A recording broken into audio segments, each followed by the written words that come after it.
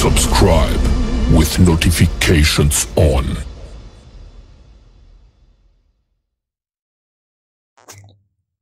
आज मैले तपाईहरुको लागि एउटा नयाँ विषयवस्तु लिएर आएको छु।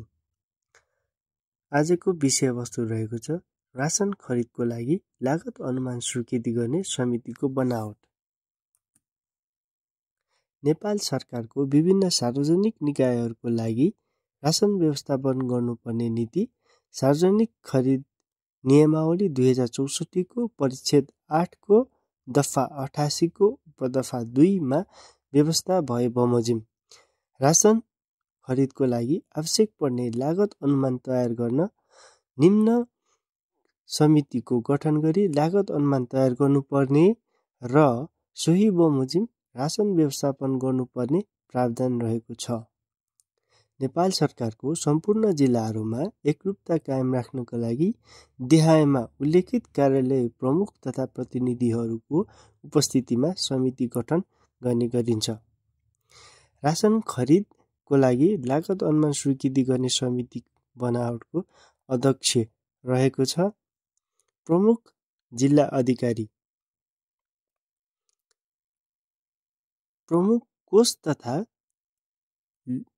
तथा लेखा नियन्त्रक कार्यालय वा सो कार्यालयको अधिकृत प्रतिनिधि सदस्यको रूपमा रहने व्यवस्था रहेको छ।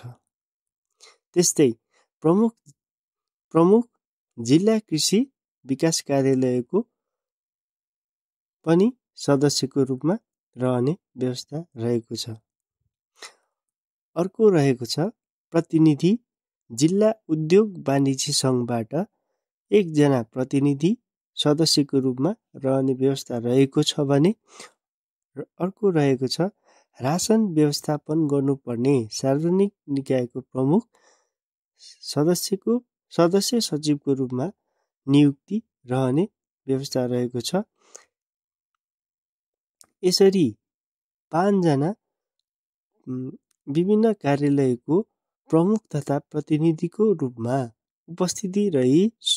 उपस्थिति भई समितिको गठन गरी राशन खरिदको लागि आवश्यक पर्ने लागत अनुमान स्वीकृति गर्ने गरिन्छ र सोही बमोजिम सार्वजनिक निकायको लागि आवश्यक पर्ने राशन व्यवस्था गर्ने गरिन्छ।